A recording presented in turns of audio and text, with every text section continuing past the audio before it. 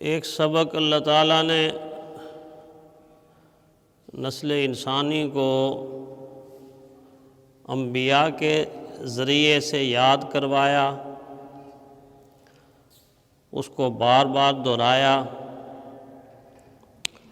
اور ہر زمانے میں دہرایا، اور اس کو تبدیل نہیں فرمایا۔ وہ سبق اب بھی جاری ہے اور قیامت تک جاری رہے گا۔ بہت ساری چیزیں زمانے کے ساتھ ساتھ بدلتی رہیں، بدل رہی ہیں اور بدل جائیں گی، لیکن وہ سبق نہ گزرے ہوئے کل کو بدلا تھا، نہ آج بدلا ہے، نہ آنے والے کل کو بدلے گا۔ وہ سبق اتنا ضروری ہے، اتنا اہم ہے کہ ہر نبی کی زبان سے اس کو کہلوایا اور ہر امتی کو سنایا گیا۔ وہ سبق ہے لا الہ الا اللہ۔ ہر نبی نے اپنی مبارک اور پاک زبان سے یہی جملہ اپنی امت کو سنایا، ساتھ اپنا نام جوڑ دیا۔ لا الہ الا اللہ آدم صفی اللہ، لا الہ الا اللہ نوح نجی اللہ، لا الہ الا اللہ داؤد خلیفۃ اللہ، لا الہ الا اللہ ابراہیم خلیل اللہ، لا الہ الا اللہ عیسیٰ روح اللہ، لا الہ الا اللہ موسیٰ کلیم اللہ، اور لا الہ الا اللہ محمد الرسول اللہ صلی اللہ علیہ وسلم پر یہ کلمہ مکمل، اکمل اور کامل ہو کر ساری انسانیت کے سامنے آ گیا۔ لیکن آپ نے جو دیکھا کہ پہلا جز کبھی نہیں بدلا، اب بھی اسی طرح ہے تا قیامت اسی طرح رہے گی۔ دوسرا جز اس لیے بدلتا رہا کہ دوسرے جز میں جن ذات کا تذکرہ تھا، جن ہستیوں کا تذکرہ تھا، وہ بدلتی رہی۔ ایک ذات آدم علیہ السلام کی، اللہ نے اس کو اپنے پاس بلا لیا، اس کے بعد نوح علیہ السلام آئے، ان کو اپنے پاس بلا لیا۔ تو نبی کی ذات بدلتی گئی، کلمہ بھی دوسرا جز بدلتا گیا۔ لیکن جب رحمت کائنات صلی اللہ علیہ وسلم کی ہستی آئی تو پھر آپ کی ذات کو تبدیل نہیں کیا، آپ کی ذات کے ساتھ دین کی تکمیل ہو گئی، تکمیل ہو گئی۔ اب تکمیل کے بعد دوسری کسی ذات کا کوئی نام کلمے میں نہیں آ سکتا۔ اس اعتبار سے یہ اہم سبق، یہ ضروری سبق، یہ بنیادی سبق اللہ تعالیٰ نے بار بار انبیاء کی زبان سے کہلوایا، امتوں کو سمجھایا، اور قرآن حکیم کے اندر بار بار اس کا تذکرہ فرمایا، تاکہ یہ سبق کسی دور میں، کسی زمانے میں، کسی حالت میں انسان نہ بھولے، اور اس سبق کا یقین جتنا انسان کے دل میں، انسان کے دماغ میں، انسان کی روح میں اترتا جائے گا، اتنا ہی وہ اللہ تعالیٰ کی ذات کے قریب ہوتا جائے گا، وہ اللہ کا محبوب بنتا جائے گا۔ جب یہ سبق انسان پکا کر لیتا ہے، جس طرح بچہ سبق یاد کرتا ہے نا، استاد کہتا ہے اب یہ سبق تیرا پکا ہو گیا۔ یہ سبق اگر پکا ہو جائے اور اس طرح پکا ہو جائے کہ جس طرح اللہ تعالیٰ چاہتے ہیں، تو پھر اللہ تعالیٰ اعلان کرتے ہیں کہ یہ بندہ وہ ہے کہ جس سے میں محبت کرتا ہوں، اور ساتھ ہی دو خوشخبریاں سنا دیتے ہیں۔ فرمایا لا خوف علیہم ولا هم یحزنون۔ یہ بندے جو سبق پکا کر لیتے ہیں ان پر مستقبل کا کوئی خوف نہیں ہوگا اور ماضی کا کوئی غم نہیں ہوگا۔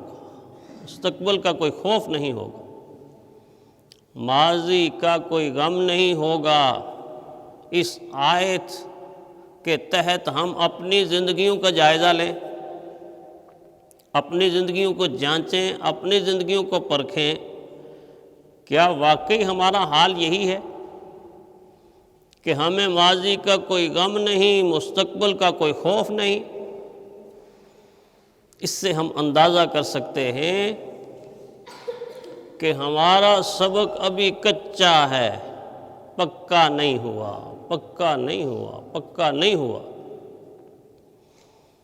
یہی ایک حقیقت ہے کہ ہمارا سبق کچا ہے۔ اللہ اس کو پکا کروانا چاہتے ہیں، دین اس کو پکا کروانا چاہتا ہے۔ اللہ تعالیٰ کا تقاضا اور حکم یہ ہے کہ اس کو پکا کر کے آؤ، پکا کرو اپنی زندگی کے اندر۔ چنانچہ جن لوگوں نے اس سبق کو پکا کیا، ان لوگوں کی زندگیاں جب ہم دیکھتے ہیں تو ہمیں محسوس ہوتا ہے کہ دنیا کی کوئی طاقت، دنیا کی کوئی قوت ان کو اس سبق سے الگ نہیں کر سکی، اس سبق کو چھڑوا نہیں سکی۔ وہ آگ کے اچھلتے ہوئے شعلوں پر پکتے رہے، لیکن زبان سے یہی سبق جاری رہا، اللہ احد، اللہ الصمد۔ وہ کوئلوں، جلتے ہوئے کوئلوں اور انگاروں کے اوپر پکائے گئے، زبان سے یہی سبق جاری رہا، اللہ احد، اللہ الصمد۔ وہ سولی کے اوپر لٹکائے گئے، وہ پھندے پہ جھولتے رہے، زبان سے یہی سبق جاری رہا، اللہ احد، اللہ الصمد۔ کھولتے ہوئے گرم پانیوں میں ڈالے گئے اور کھولتے ہوئے گرم تیل کے اندر ڈالے گئے، ان کے گوشت ان کی ہڈیوں سے الگ ہو گئے، لیکن اس وقت بھی یہی سبق جاری رہا، اللہ احد، اللہ الصمد۔ اللہ ایک ہے، اللہ بے نیاز ہے، اس جیسا کوئی نہیں، لیس کمثلہ شیء، اس جیسا کوئی نہیں، اس کا ہمسر کوئی نہیں، اس کا ساجی کوئی نہیں۔ یہ سبق وہ ہے کہ جس کو آج بار بار دہرانے کی ضرورت ہے، پکا کرنے کی ضرورت ہے۔ آج ہمارا سبق اتنا کچا ہے، اتنا کچا ہے کہ سارے کا سارا یقین اللہ کی ذات سے ہٹ کر اللہ کی مخلوق کی طرف آ گیا، اللہ کی ذات سے ہٹ کر اللہ کی مخلوق کی طرف آ گیا ہے، جبکہ دین کا تقاضا اور اللہ کا حکم یہ ہے کہ آمنو کما آمن الناس۔ مجھے اس طرح کا ایمان مطلوب ہے تم سے کہ جس طرح کا ایمان وہ لائے کہ جنہوں نے ایمان لانے کے بعد طوفان اور ظلم کی آندیاں آتے ہوئے دیکھی مگر اپنی جگہ سے ہلے نہیں۔ آپ خود رحمت کائنات صلی اللہ علیہ وسلم کی ذات مبارکہ کو دیکھیے کہ ہر قسم کا ظلم اور ہر قسم کا ستم، ہر قسم کی زیادتی آپ صلی اللہ علیہ وسلم کی ذات پر ہو رہی ہے، لیکن پیارے پیغمبر صلی اللہ علیہ وسلم کا جواب آگے سے کیا ہے؟ آپ صلی اللہ علیہ وسلم کا رویہ کیا ہے؟ آپ کا جواب، آپ کا رویہ یہ ہے کہ کسی دھمکی، کسی ڈر سے میرا دل گھٹ نہیں سکتا، کسی دھمکی، کسی ڈر سے میرا دل گھٹ نہیں سکتا، اتر سکتا ہے سر میرا مگر میں ہٹ نہیں سکتا۔ جفا و ظلم کی آندھی چلے، طوفان آ جائیں، مٹانے کو مجھے شداد اور حامان آ جائیں، میں سچا ہوں تو بس میرے لیے میرا خدا بس ہے، کسی امداد کی ضرورت نہیں، وہ ایک بس ہے، وہ ایک بس ہے۔ حسبی اللہ لا الہ الا ہو علیہ توکلت وہو رب العرش العظیم، میرے لیے میرا اللہ کافی ہے، اس کے سوا کوئی معبود نہیں۔ یہی تو سبق ہے، اس کے سوا کوئی معبود نہیں، جس کو حالی نے کہا نا کہ ہے ذات واحد عبادت کے لائق، ہے ذات واحد عبادت کے لائق، اسی کے ہیں فرما اطاعت کے لائق، لگاؤ تو لو اپنی اس سے لگاؤ، جھکاؤ تو سر اس کے آگے جھکاؤ، جھکاؤ تو سر اس کے آگے جھکاؤ۔ گویا اللہ کے ساتھ تعلق جب پختہ اور مضبوط ہوتا ہے، پھر انسان دنیا کے غموں سے اور دنیا کے خوف سے، دنیا کی لالچ سے، دنیا کی حرص سے آزاد ہو جاتا ہے۔ پھر اگر ساری مخلوق بھی اس کے مخالف ہو تو اس کو کوئی پرواہ نہیں ہوتی۔ ورنہ جوہر رحمۃ اللہ علیہ نے اس لیے کہا نا کہ توحید تو یہ ہے کہ خدا حشر میں کہہ دے یہ بندہ دو عالم سے خفا میرے لیے۔ توحید تو یہ ہے کہ خدا حشر میں کہہ دے یہ بندہ دو عالم سے خفا میرے لیے ہے۔ سارے کا سارا عالم ایک طرف ہوا کہ نہیں؟ ابراہیم علیہ السلام سامنے کھڑے ہیں، ساری دنیا ایک طرف ہے۔